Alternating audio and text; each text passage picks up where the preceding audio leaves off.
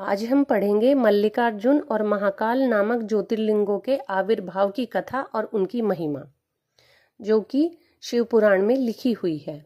सूत जी कहते हैं, महर्षियों, अब मैं मल्लिकार्जुन के प्रादुर्भाव का प्रसंग सुनाता हूँ, जिसे सुनकर बुद्धिमान पुरुष सब पापों से मुक्त हो जाता है। जब महाबली तारक शत्रु शिवापुत्र कुमार कार्तिकेय सारी पृथ्वी की परिक्रमा करके फिर कैलाश पर्वत पर आए और गणेश के विवाह आदि की बात सुनकर क्रोच पर्वत पर चले गए, पार्वती और शिवजी के वहां जाकर अनुरोध करने पर भी नहीं लौटे, तो वहां से 12 कोस दूर चले गए। तब शिव और पार्वती ज्योतिर्मय स्वरूप धारण करके वहां प्रतिष्ठित हो गए। वे दोनों पुत्र स्नेह से आतुर होकर पर्व के दिन अपने पुत्र कुमार को देखने के लिए उनके पास जाया करते हैं। अमावस्या के दिन भगवान शंकर स्वयं वहां जाते हैं और पूर्णमासी के दिन पार्वती जी निश्चय ही वहां पदार्पण करती हैं। उसी दिन से लेकर भगवान शिव का मल्लिकार्जुन नामक एक लिंग तीनों लोकों में प्रसिद्ध हुआ। उसमें पार्वती और शिव दोनों की ज्योतियां प्रतिष्ठित हैं। मल्लिका का अर्थ है पार्वती और अर्जुन शब्द शिव का वाचक है। उस लिंग का जो दर्शन करता है वह समस्त पापों से मुक्त हो जाता है और संपूर्ण अभिष्ट को प्राप्त कर लेता है, इसमें कोई संशय नहीं। इस प्रकार मल्लिकार्जुन नामक द्वितीय ज्योतिर्लिंग का वर्णन किया गया है, जो दर्शन मात्र से लोगों के लिए सब प्रकार का सुख देने वाला है। और ऋषियों ने बताया कि प्रभु, अब आप विशेष कृपा करके तीसरे ज्योतिर्लिंग का वर्णन कीजिए।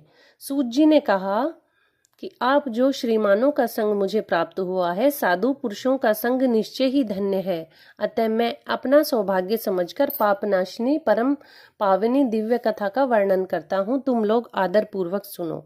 अवंती नाम से प्रसिद्ध एक रमणीय नगरी है, जो समस्त देहधारियों को मोक्ष प्रदान करने वाली है। वह भगवान शिव को बहुत ही प्रिय, परम पुण्यमयी और लोक पावनी है।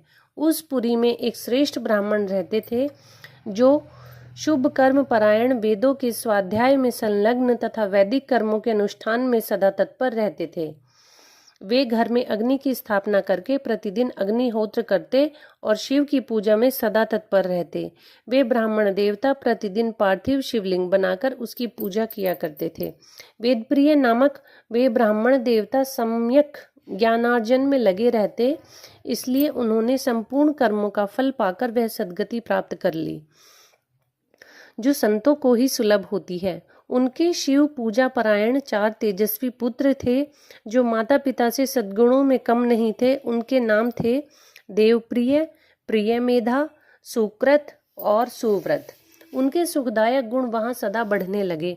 उनके कारण अवंती नगरी ब्रह्म तेज से परिपूर्ण हो गई थी। उसी समय रत्नमाल पर्वत पर दूषण नामक एक धर्मद्वेषी असुर ने ब्रह्मा जी से वर पाकर वेद धर्म और धर्मात्माओं पर आक्रमण किया। अंत में उसने सेना लेकर अवंती अर्थात उज्जैन के ब्राह्मणों पर भी चढ़ाई कर दी। उसकी आज्ञा से 4 भयानक दैत्य चारों दिशाओं में प्रलय अग्नि के समान प्रकट हो गए, परंतु वे शिव विश्वासी ब्राह्मण बंधु उनसे डरे नहीं। जब नगर के ब्राह्मण बहुत घबरा गए, तब उन्होंने उनको आश्वासन देते हुए कहा, आप लोग भक्तवत्सल भगवान शंकर पर भरोसा रखें। यो कहकर शिवलिंग का पूजन करके वे शिव भगवान का ध्यान करने लगे। इतने में ही सेना सहित दूषण ने आकर उन ब्राह्मणों को देखा और कहा, इन्हें मार डालो, बांध लो। वेदप्रिय के पुत्र उन ब्राह्मणों ने उस समय उस दैत्य की कही हुई बात नहीं सुनी, क्योंकि वे भगवान शंभु के ध्यान मार्ग में स्थित थे। उस दुष्टात्मा दैत्य ने जो ही उन ब्राह्मणों को मारने की इच्छा की, त्यों ही उनके द्वारा पूजित पार्थिव शिवलिंग के स्थान में बड़ी भारी आवाज के साथ एक गड्ढा प्रकट हो गया। उस गड्ढे से तत्काल विकट रूपधारी भगवान शिव प्रकट हो गए, जो महाकाल नाम से विख्यात हुए। वे दुष्टों के विनाशक तथा सत्पुरुषों के आश्रयदाता हैं। उन्होंने उन दैत्यों से कहा, अरे खल, मैं तुझ जैसे दुष्टों के लिए महाकाल प्रकट हुआ हूँ, तुम इन ब्राह्मणों के निकट से दूर भाग जाओ। ऐसा कहकर महाकाल शंकर ने सेना सहित दूषण को अपने हुंकार मात्र से तत्काल भस्म कर दिया। कुछ सेना उनके द्वारा मारी गई और कुछ भाग खड़ी हुई। परमात्मा शिव ने दूषण का वध कर डाला। जैसे सूर्य को देखकर संपूर्ण अंधकार नष्ट हो जाता है, उसी प्रकार भगवान शिव को देखकर उनकी सारी सेना अदृश्य हो गई। देवताओं की दुदुम्बियां बज उठी और आकाश से फूलों की वर्षा होने लगी। उन ब्राह्मणों को आश्वासन देकर सुप्रसन्न हुए शिव स्वयं महाकाल महेश्वर शिव ने उनसे कहा, तुम लोग वर मांग लो। उनकी वह बात सुनकर वे ब्राह्मण हाथ जोड़कर भक्ति भाव से भली भांति प्रणाम करके नतमस्तक होकर बोले। द्विजों ने कहा, महाकाल महादेव, दुष्टों को दंड देने वाले प्रभु शंभु, आप हमें संसार सागर के से मोक्ष प्रदान करें। शिव, आप जन साधारण की रक्षा के लिए सदा यहीं रहें। प्रभु शंभु, अपना दर्शन करने वाले मनुष्यों का आप सदा ही उद्धार करें। और इन ब्राह्मणों की इन्हीं बात को सुनकर भगवान शंकर उज्जैन नगरी में महाकाल के रूप में स्थित हो गए सदैव के लिए। सूत जी कहते हैं, महर्षियों उनके ऐसा कहने पर उन्हें सद्गति दे भगवान शिव अपने भक्तों की रक्षा के लिए उस परम सुंदर गड्ढे में स्थित हो गए। वे ब्राह्मण मोक्ष पा गए और चारों ओर एक एक कोस भूमि लिंग रूपी भगवान शिव का स्थल बन गई और वे शिव भूतल पर महाकालेश्वर के नाम से विख्यात हुए।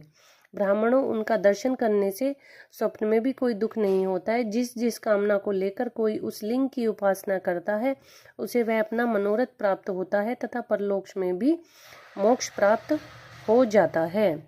यह थी महाकालेश्वर लिंग और मल्लिकार्जुन ज्योतिर्लिंग की आविर्भाव की कथा।